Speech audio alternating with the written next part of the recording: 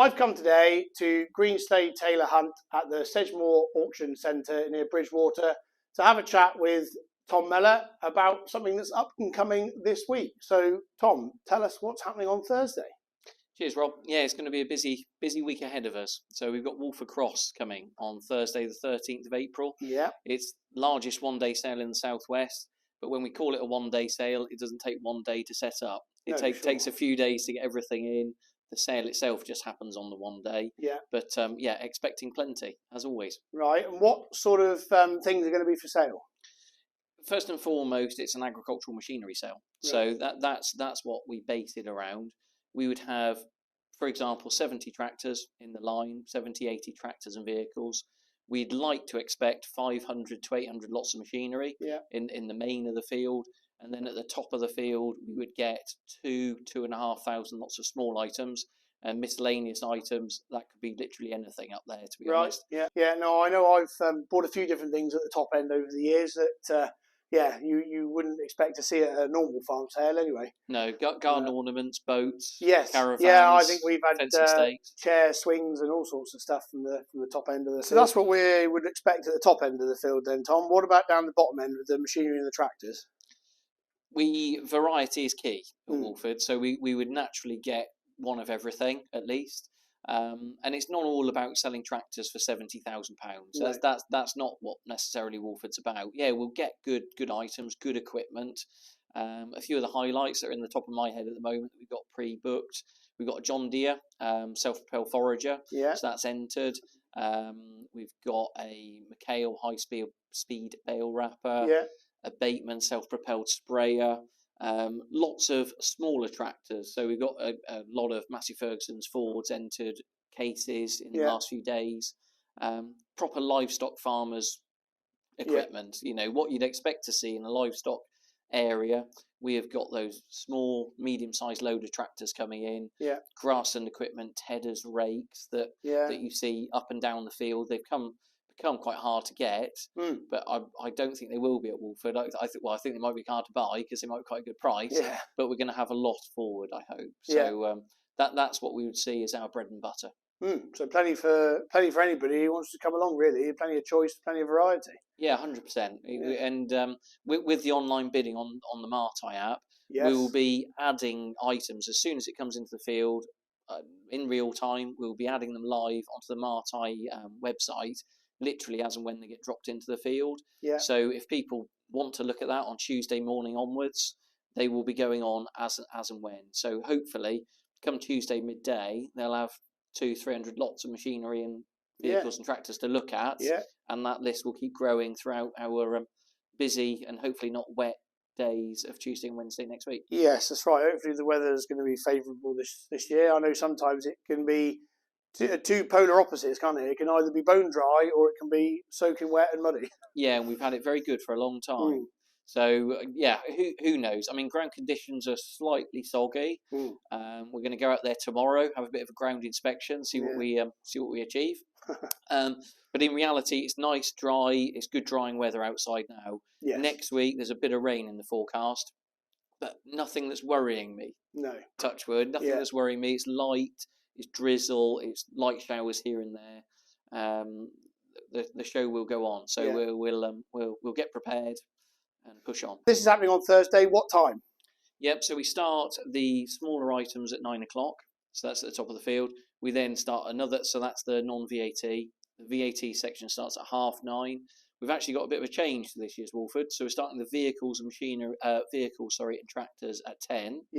And then leading on with the machinery afterwards. Okay. So the idea is we didn't want to split the tractors away from the machinery because a lot of the same buyer base is the same. So we've pulled it forward half an hour, allowing us a bit of extra time. And then we're going to hopefully go seamlessly from one section to the other and keep everybody's attention all the way through the day. Yeah. And how's the interest so far this year? Are you expecting similar number of lots to normal, or? It's really good. We're working hard to get entries, and it's harder to come by than we've probably seen it for a few years, for decades. But equally, we're working hard. We're putting the effort in to get the lots. So we're expecting the field, 25-acre field to be full again, as it always is. So I sincerely hope that the trade's going to be good. We all know that. We all know that the trade for machinery is strong, as it has been for years. But equally, we've just got to work hard to find it in the corners of yards throughout the West Country to make sure it comes into our field next week. This isn't the first time you've done this. No. It's not the first time I've done it, or the firm. So the firm have been doing it at Walford Cross for 68 years. This is our 68th year. So it's pretty well settled, well established. I've been doing it now for 17 years. So yeah, we hopefully know how to conduct it, and we've honed the sale as the years have gone on. How many people would you expect in the field on the day? We haven't got a ticker to tick people in, but we've been asked this before. Naturally, for insurance purposes, we have to put a finger in the air and guess. A quiet year is 1,200 people. Yeah. A busy year is probably 2,000. Yeah.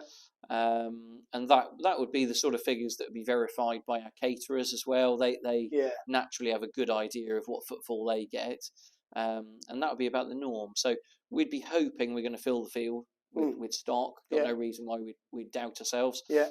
So 1,500 people to 2,000 people. Yeah. And what about on the Marti? Do you think that will pull in a few extras this time? Yeah, it's a growing trend. It was a trend that was been probably pushed upon us 2 or 3 years ago, and now we've all accepted it. It's part of our working life now. That will definitely bring in new buyers every year that we've never heard of. They've never heard of us, and we'll just see them register, get approval. They'll call our offices to get approval, so they become known. And then all of a sudden, we'll sell machinery to all manner of places that well, I was about to say that must add to international as well. Yeah, it does. Yeah. It's surprising how much goes over the water. Yeah, that brings its own challenges for us selling in a field, because then we've got to accommodate that in terms of how we accommodate that and push those items into different areas to make sure they're safe. Yeah. And arrange those collections. But we do that for the good of our customers, because we're getting that trade. We're bringing that trade into the field, and it works well. So Tom, what other services do Greenslade Taylor Hunt offer? It's going to be quite a long list, Rob. It's a multifaceted firm. So a lot of your viewers might see us as an agricultural firm, and that is what we are, naturally. We've got an agricultural bias, but as you see here, we've got 20-odd offices, some of which agricultural, quite a lot of them are, some of which just residential, some of which an antique sale room, land development, commercial. Right. We really do offer the full spectrum. So we're property people, basically. Whatever that entails, whether that be landed property, built property, or indeed assets that people sell, that's our bag. That's what we do. Yeah. And what about the actual auction centre where we're sat now? How long has this been here, and what do you do here? That's a test, that is, Rob. Is it 15 years? I think it must be something like that. I'm sure it's crept by fairly fast, really. I'm pretty sure we just celebrated our 15th anniversary up here. Yeah. So we're again well settled into the auction centre here. Been selling livestock on a Monday and a Saturday here for a long time. Yeah. So we sell all sorts of store stock, so store cattle, store sheep on a Saturday, and our prime day is on the Monday. So that's where we sell our fat cattle, fat lambs, to the butcher and wholesale trade. Yeah. Yeah, no, very good. Well, we'll put some of the information about Greenslade Taylor Hunt in the description below. So if you want to get in touch with them for any of the things that Tom's mentioned there, you can do so. So the Greenslade Taylor Hunt Walford Cross Collective Machinery Sale is happening on Thursday, the 13th of April, at the Walford Cross sales site, which is between Taunton and Bridgewater in Somerset. So if you fancy a bargain, pop along. You might just get one. So if you've enjoyed today's video and found it interesting, please join us next week for part 2. But also like, share and subscribe and help us push this channel on. That would be much appreciated. And thank you very much, Tom, for your time. Cheers, Rob. Thank you. Thank you.